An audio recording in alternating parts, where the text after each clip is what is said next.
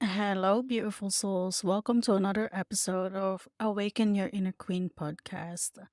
Today, I am thrilled to have a very special guest join us on the podcast, Annya Stoddart. Anya is an advocate for mindfulness and meditation. She's used these powerful tools to create profound changes not only within herself but also in her relationships. Through the practice of meditation, Anya has embarked on a journey of profound self understanding, a journey that has led her to a deeper comprehension of those around her. As she discovered her capacity for compassion, she observed how it radiated outwards, positively impacting her loved ones and sparking a ripple effect in her own life. She is here today to share her experience and to explain how she used meditation to foster understanding and compassion, and to offer insight into how these practices can enhance our own lives. So, I am incredibly excited for her to share her wisdom with us. So, let's get started, shall we?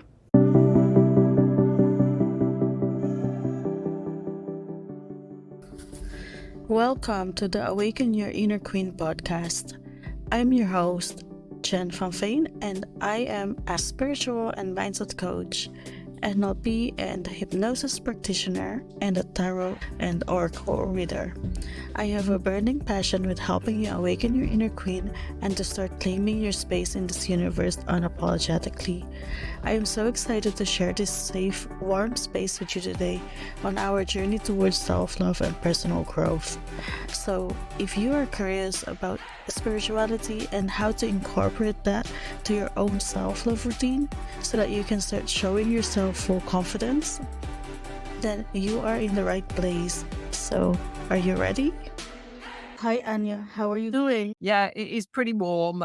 Yeah, it is. I hope you're keeping cool. I'm really excited to dive deep into meditation and mindfulness. So yeah, could you tell us a little bit about your journey and how you initially got into meditation? Yes. I originally trained as, or one of the things I've done is trained and worked as a yoga teacher. And Mm. that training sort of touched on the process of meditation without really going into it in any depth because teacher training was mainly about the physical postures. Yeah. So I got to know about it a little bit then. And then I went on to train as an acupuncturist, and the whole meditation idea comes into it again there because it's about processes that help calm your mind as an acupuncturist that help you do your treatments and connect to your patients. So it was also part of that, plus also that sort of what do you want to call it, like a spiritual type tradition that's involved with that idea of um, yeah, reaching into the universe to get as much information from as many sources as you can Yeah. to help you with your diagnosis and treatment process, but also to help you with how you are in yourself. Okay, yeah, that makes sense. I've seen that you were initially interested in becoming a vet. So, how did you transition from wanting to be a vet into being a life coach or a spiritual coach? Yeah.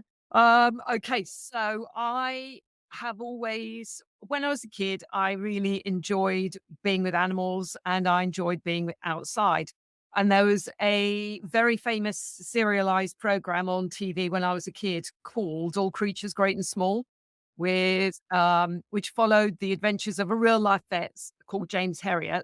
And he'd written this whole series of books, which I also read as a kid. And one of the things that really appealed to me about the program was it always showed this vet driving through the beautiful Yorkshire Dales with half a dozen dogs draped out the side of his car. And I'm like, yeah, that's what I want, to be driving around a beautiful countryside with half a dozen dogs draped out of my car. So that means I'm going to become a vet. Yeah. Uh, but of course, in real life, it's incredibly difficult to become a vet unless you're really, really, really good at maths and physics and chemistry, because to get into vet school, there's a massive amount of competition. You've got to get grade A's at A level for all those subjects. And I was just like, yeah, that's not happening. I cannot do that. That's not how my brain works. So in the end, it was probably quite a good thing because training to be a vet takes 7 years. And at the end of that, you may think, actually, I don't want to be a vet.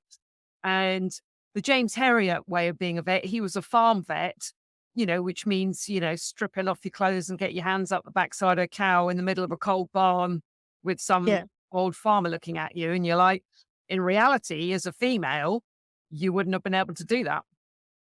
That is true. Yeah, I was just reading about it and I was like, huh, interesting. Like, you went from being very on the scientific side, which actually, like, we see a lot in our line of work. People who wants to be like a nurse or a doctor or a vet, like yourself, transition into more spiritual side of things. It is interesting. And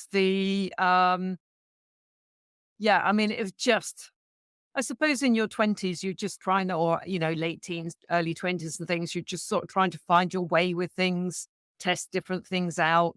You think you want to go one way, so you try it out, or at least is what I did. I think I wanted to do certain things, so I tried them out. And then after a while, I'm like, no, this isn't really what I want to do. So I changed over to other things.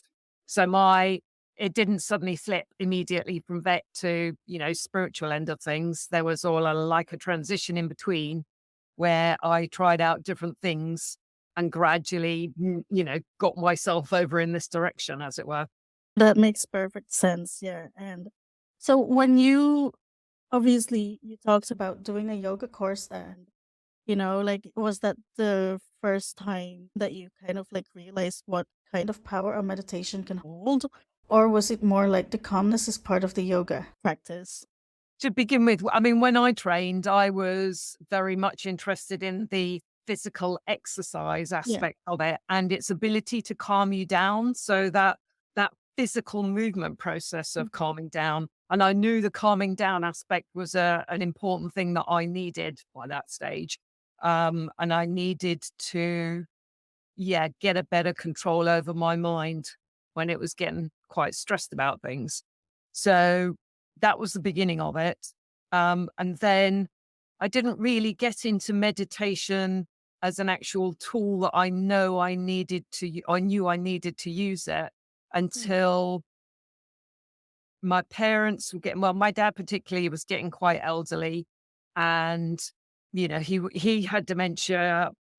How much time was there going to be left? I needed to try and sort out the barriers in our relationships. And I didn't really know how I was going to do that because it was one thing trying to talk to my dad, who was a very self possessed person who wasn't into all of that, connecting Yeah. up stuff. That was his generation. And then my mum had very serious mental health problems, which means that whenever I was with them, she completely dominated your attention. And I Mhm. wanted to have a way in which I could try and connect with dad. So to begin with, I thought if I can calm down mum, then I've got more time with dad. Except, of Yeah. course, you can't really change another person. You can only change yourself. So in the end, my dad, became very ill quite quickly, ended up being hospitalized. So in reality, there wasn't a face to face type connection I could have with him. I needed to do it some other way. How was I going to do that? So it needed to be on that, should we say, the metaphysical plane that Yeah. I, I'm going to imagine that I'm talking to you and that we have some sort of connection. And it's not necessarily the connection of conversation where it's a quick Q&A like you'd have face to face. It's Mhm. more about I'm opening myself up to try and understand you. And if you can, I would like you to share with me something that will help me do that. It was, yeah, more ephemeral type of way of doing it rather than a direct face to face conversation. So that Yeah. was really the starting point of doing it. And then, and then I knew I needed to try and sort out things between me and my mum because she was difficult, had been difficult for a long, long time. And in order for me to cope with her better, I needed to resolve how I felt about her and I needed to Yes. understand her better. But again, it wasn't going to be any point in trying to do a question and answer session with her because I wasn't going to be able to get anywhere. I needed to sort of slip round behind and try and understand her bigger picture and where I fitted into that picture. Yes. That was sort of like the background of I need meditation to help me overcome my own preconceptions so that I can investigate this from a calm and neutral space rather than a biased space so that the information I need will become clear to me. And that was then also the first time that you realized that meditation was more than just for your own benefit. Yeah, to begin with, I knew, well, before I started studying the meditation, yeah, meditation's about calming yourself. And that's initially just what I thought I needed. But once I started working with my teacher, um, I very quickly came to understand there's a much bigger perspective to it. It's not just about calming yourself in this moment, it's about investigating how you are responding to situations where you're responding with anger and you don't realize it, where you're clinging or fixating to a particular point of view and you don't realize it, or you're indifferent to what's going on or what has gone on and you don't realize it. And those things are all stuff that's in the way of you understanding clearly what's going on. Yeah, and I'm just trying to process what you've just said. Um, I know how to meditate, but I cannot meditate without guided meditation, if that makes sense. Like it's very hard for me to like focus by myself, either on stillness or with just music. I will need to have someone's voice guiding me through the meditation. So that's why I'm very interested into this and how you go through with your process. So So you're one not using a guided meditation. Well, it's guidance, but it's a written down guidance, which you then have to remember and then apply. So you are doing it yourself. You've got a guidance, you've got a framework, you're doing it yourself. So you're not listening to someone else going and then do this and then do this and then do this. You've got to know what to do, have it written down, refer to your Mhm. notes if you need to. And then that way you're training your own mind. You're not becoming dependent on someone else telling you A, B, C. And will that also be like helpful if I recorded myself with like what I am thinking?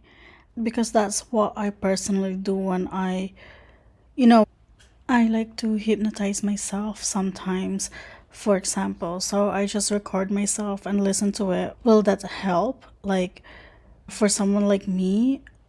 I think that's an interesting way of going about it, isn't it? Because it's hopefully getting into that subconscious mind past all the normal barriers, and Yeah. suddenly these sort of this information that you didn't know was there comes up, and that can be a really helpful realization. So from an investigative point of view, yeah. I mean, I haven't hypnotized myself, but I've had hypnotherapy, which has Mhm. enabled me to investigate stuff. But in the end, if I wanted to change how I was reacting and responding, I needed to first be able to go, hang on, you're doing that again. And then secondly, go, and you want to not do it again. So you need to do something about it. What is that thing? And then you needed to remember the thing that you're going to do to not respond that way.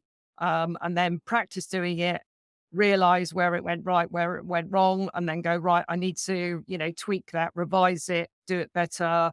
And those processes involved a fair amount of reflection. I kept a journal. Yeah, my meditation teacher was really good, obviously, for discussing those sorts of things and then Mhm. going, this is what you need to be focusing on as part of your practice. Or, here, read these things that will help give you ideas on how you can tackle this. So it's using external sources, or I ended up using external sources of information as well as my own internal sources. And I think it helps to have both. Yeah, that makes total sense. And we're talking about using meditation for reflection and for your personal growth. But could you explain us a little bit like how meditation actually align with self-love and basically, you know, using it for self-care as well? Yeah. So I think the beginning comes with why do I struggle with the things that I struggle with? And, what is going on, when I always thought I was a cup half full type of person. And now it seems like actually my cup's more half empty than I realized. And so you've just got that, oh, okay, that veil's been drawn back. And now you're looking at something that you didn't realize that was there. And that's the point at which you can go, well, what are the things that I do that cause me problems, that make me sad, angry, irritated? What makes me keep driving myself to do more and more things when my body's going, You just need to stop and rest." But I would Yeah. keep overriding it. So it's about having that time. The good thing about meditation is you get that quiet, calm time, and then you can go, well, I was like this yesterday, and why was I like this? Or this was happening to me, or this is how I responded to my last conversation with mum. Why does that keep happening? So you can start asking yourself those questions. And then because you're in that meditation process and you've allowed yourself that quiet time, you can ask yourself the question and then just be quiet and see if an answer comes up. Or you can end up reading something. So I would be reading texts written by Buddhist masters who are going, when you've got this problem, this is what you do about it. And that's about looking at various emotional states, ways that you're reacting to things and going, when this is happening, this is how you can change your perspective on it. And instead of going through that whole same mechanistic pattern again, you can step sideways out of the pattern and try something different. But you need to have an idea of what that something different might be. So the meditation process is that time of, oh, this is what's going on and this is why. And then what can I do about it? I'll try these steps. And then because or the method of meditation I taught was very much about strengthening your own mindfulness, Mhm. which is remembering what you're meant to be doing at any moment in time, which applies to meditation as much as anything. But then you can take it out of your meditation time into the rest of your life and go, I don't want to feel like I want to explode after every conversation I have with mum. So how can I approach it from a Mhm. calmer place in the beginning? Where do I need to get myself to in order to do that? And so in my particular case, to help me do that, I visualize my mum like a tree. Yeah. She was a gnarly old olive tree, like in a dried up olive grove. Not a lot of water, not a lot of nutrients. And the shape that she was a fairly fixed shape. She didn't have many options to stretch or change. And so once I started looking at her from that perspective and go, she hasn't got any options apart from being like she is, but I Mhm. have got options. I can shift myself. That means that then I can respond to her differently. Then perhaps she'll respond to me differently. And so it was this sort of trial and error experimentation of investigating how things worked between her and me, and then Mhm. seeing if there were ways in which I could make it easier or better.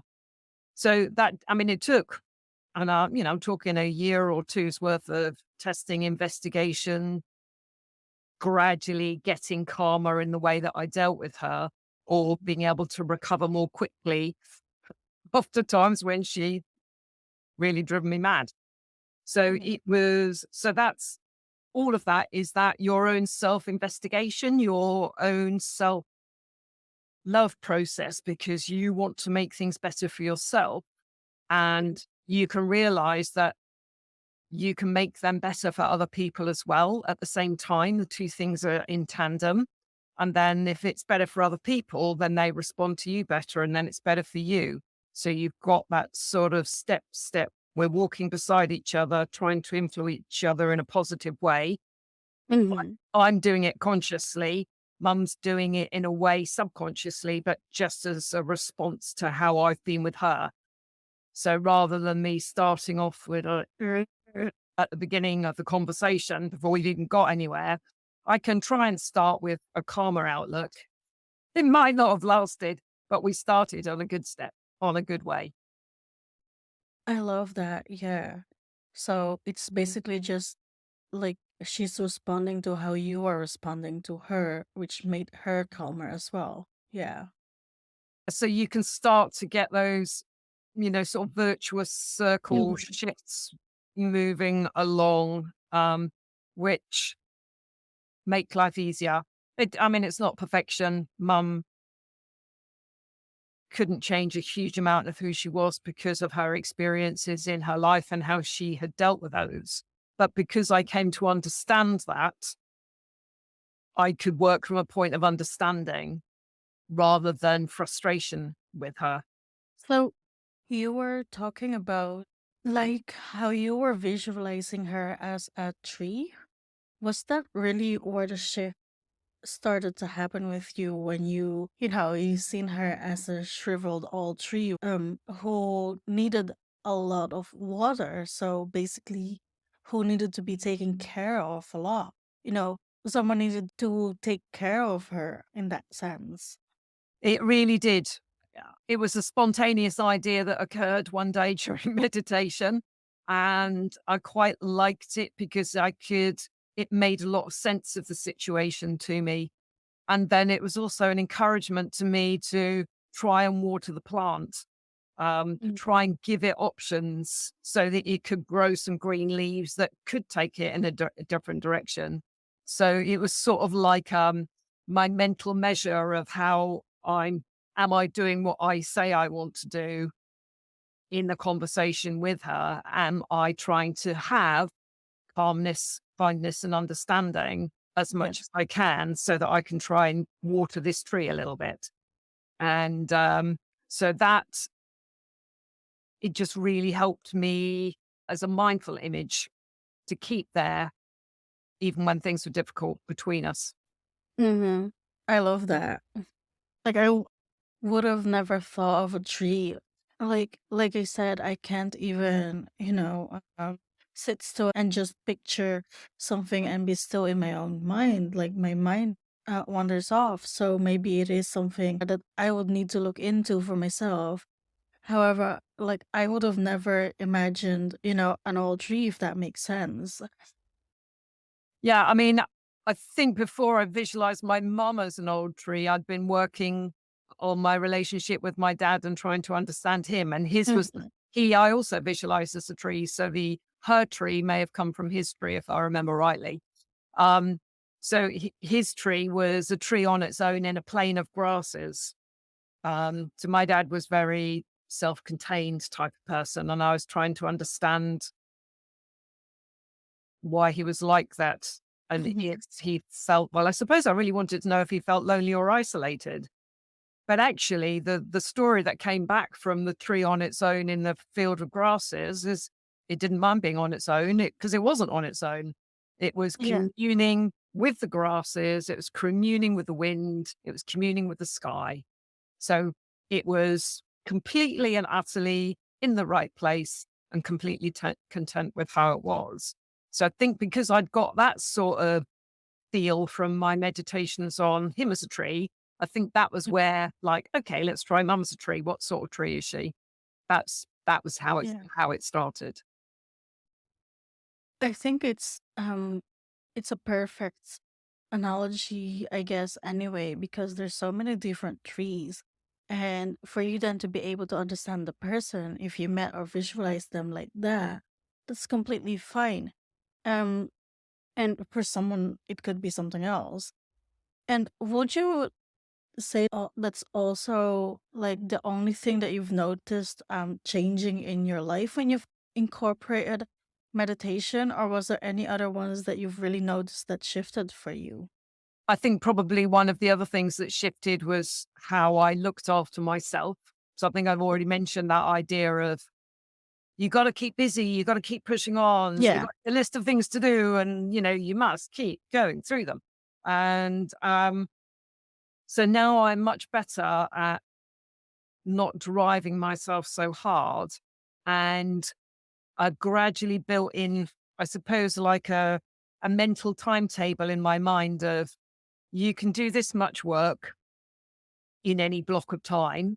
And then when you are start to feeling tired or you're hungry or you're thirsty, you'll start to get these signals. And actually, you need to address that as soon as you can. So rather than just going, I'll push past that because I've decided I'm going to work till X o'clock, no matter what.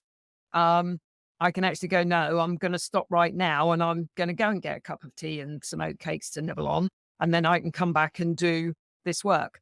I mean, that doesn't work the same when I'm actually in clinic with acupuncture patients because you do have specific Yeah. times you're working with them. But I have built in a proper lunch break and I've built in an evening break so that I can switch off and relax properly in those times, which then means I don't get so tired.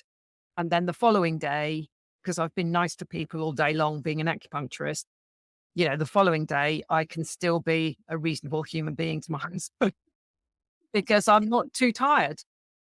That's amazing because it's so important. And I think like we forget that as especially as entrepreneurs, when you get to decide your own time, it's very important to, put all those breaks in as well as just, I guess energetically taking care of yourself as you've mentioned to be able to still be nice to our partners. Yeah, and that comes from being nice to yourself first. 'Cause if you're feeling rough, it's easy to snap or be grumpy. Impatient. Yeah, like that's one of the things that I've done myself as well. I limited my calls.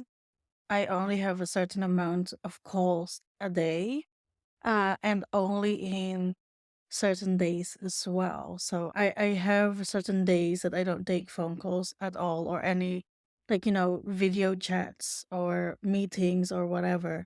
Just to make sure that because I'm an introvert and I've learned to work with my own energy. Otherwise, I'll be like, I start to snap, and be very sensitive and irritable, and no one wants that. Yeah, and it's also walking the talk, isn't it? It's if Yeah, you're advocating to other people because you can see they're overworking themselves or overjudging themselves.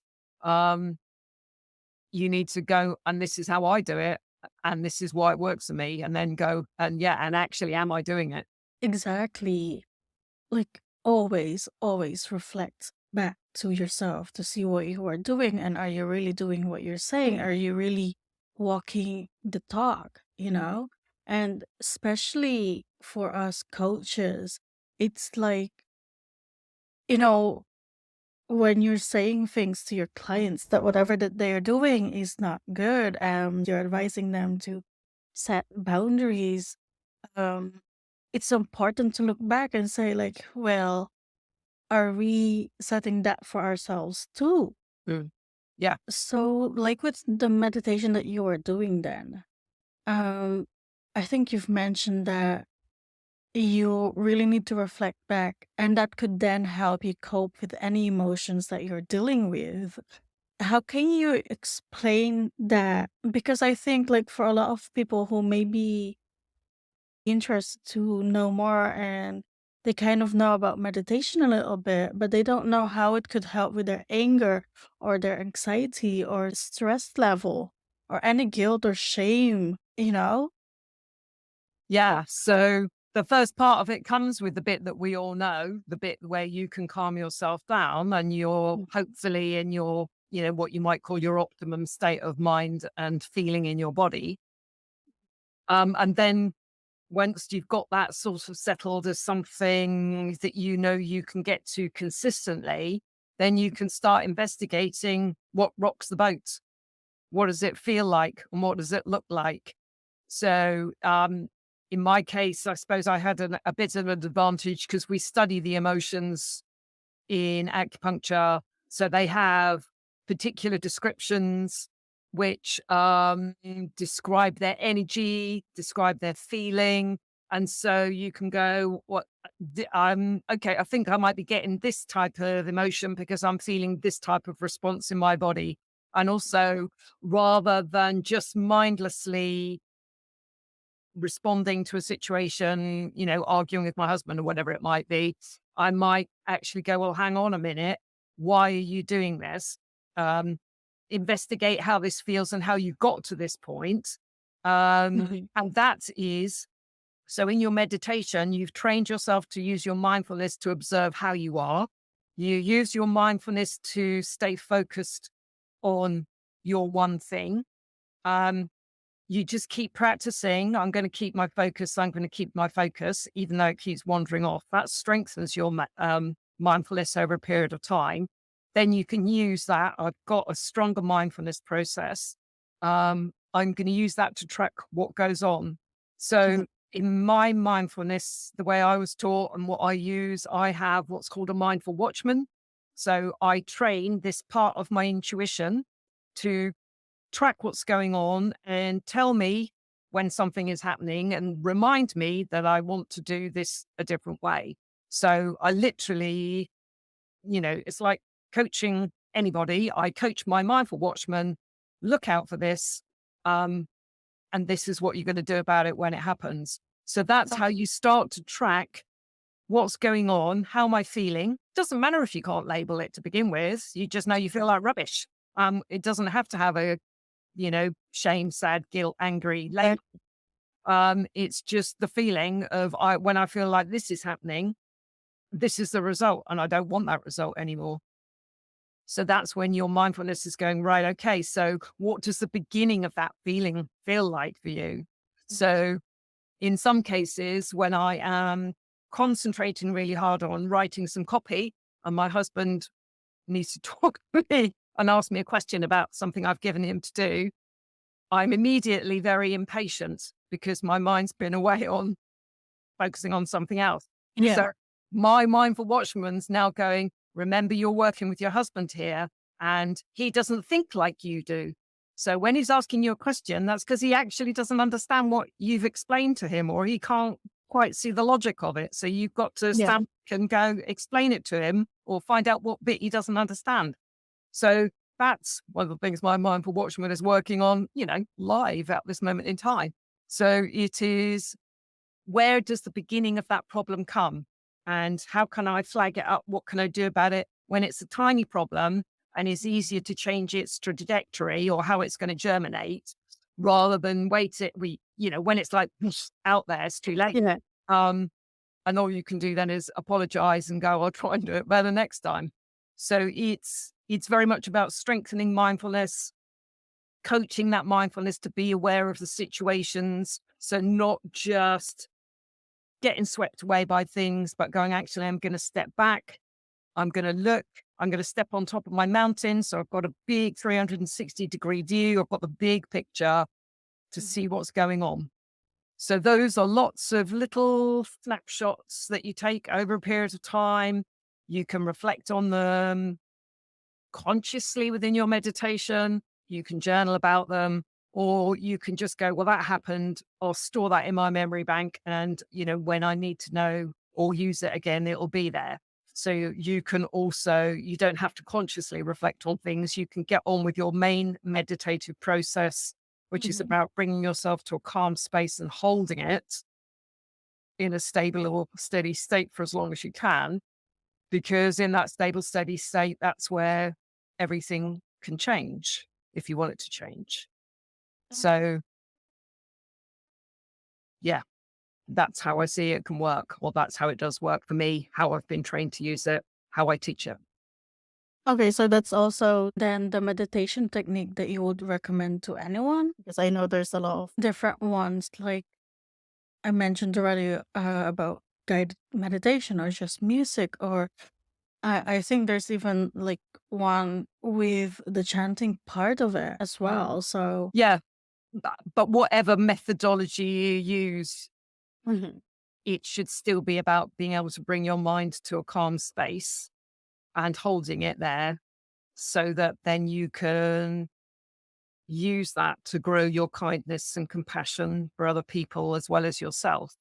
So it's not just about me. I need Mhm. to be calm. It's about your impact on other people, and Yeah. can you help them feel calm, good, content? How can you help and support them? Because when you can do that, you get a fantastic feeling inside. Your confidence grows. You feel more solid in yourself because you'll know you're doing something that's valuable and important. Yeah, and that's good for the collective as well. Yeah. And how can we incorporate meditation into our daily life then? Because a lot of people can find it very intimidating. Yeah, I would say you need to start with doing something like a simple course, something straightforward. It doesn't have to go a long way or be in depth. You can start with something simple, test it out and see how it feels for you. And Mhm. it's in the beginning, it's about creating a routine in which you can do it. So I do mine immediately after breakfast, nearly every day. And I just sit down and do it. And it's so that initial course or initial training program is very much about establishing a routine and having a simple process you can follow, which works to calm you down. And that helps you realize when your mind has wandered away and you've got something to bring it back to. So you can practice keeping your mind still and knowing when it's going like this and then bring it back and knowing when it's going like this and bring it back. And to begin with, that's what your meditation is. It's going, bring it back, bring it Yeah. back. Um, and then eventually the bring it back stays and lasts for longer. And that's when you've got that stability in your calm, quiet, peaceful state.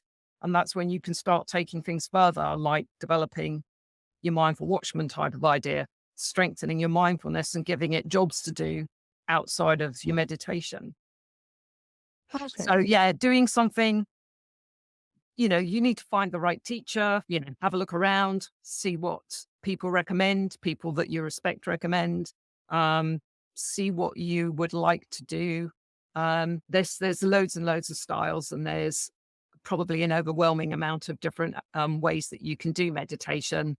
I studied a Buddhist style of meditation because Buddhism has been doing it for thousands of years. So to me, they were the experts.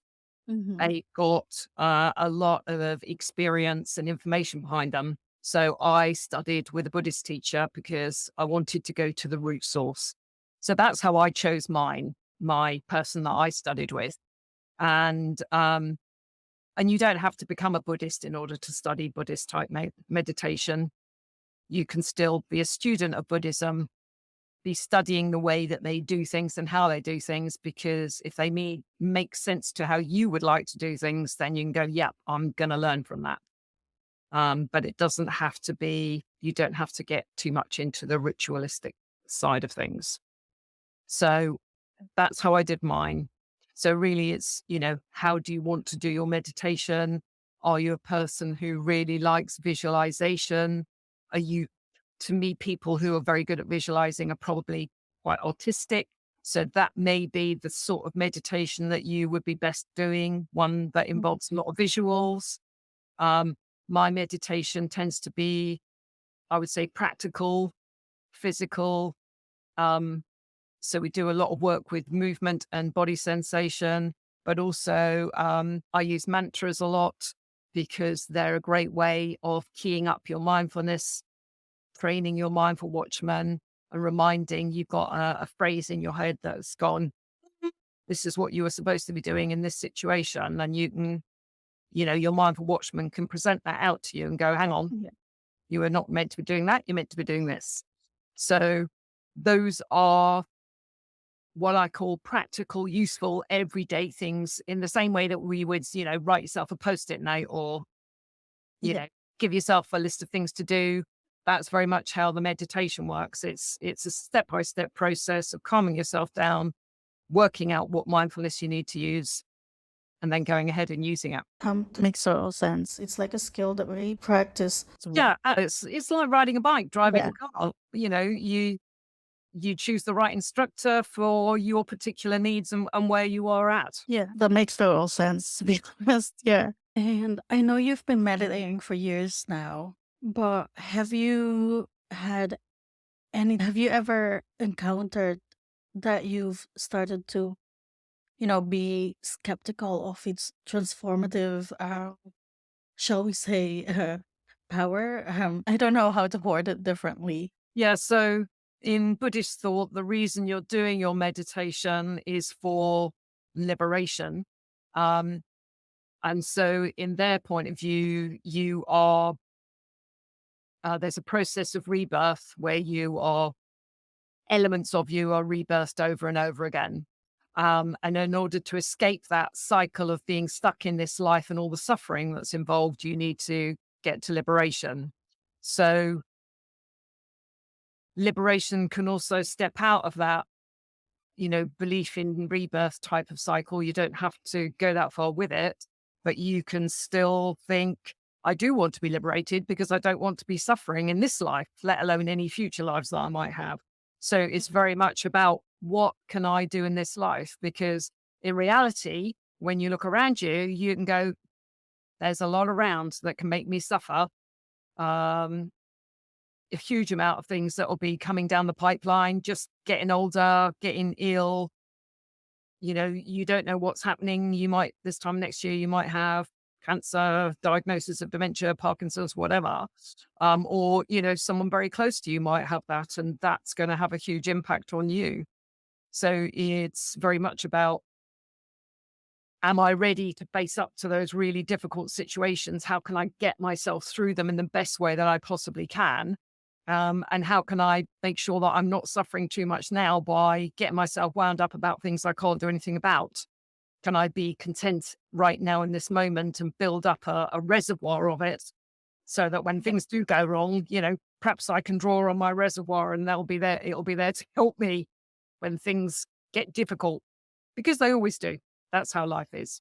I completely agree. So, what other advice or guidance can you give someone who is listening to this episode right now and who is then, interested in the transformative potential that a meditation or mindfulness in general has for them? Yep. So if working with me sounds like an interesting place for you to start investigating meditation, I am in the back end of the process of recording Exploring Meditation Week course. And that is literally 7 days for you to stick your toes into the water with how I teach things, and for you to learn how you respond to it. How does it feel to you? And is meditation something that you want to go further with? So I have a longer course, a 6-month course, which is more of the transformative end of things. But, that's obviously a commitment, and you need to know that that is what you want to do. So whether it's my course, Exploring Meditation Week, or whether it is, some other way, I just say, don't wait till tomorrow, start today.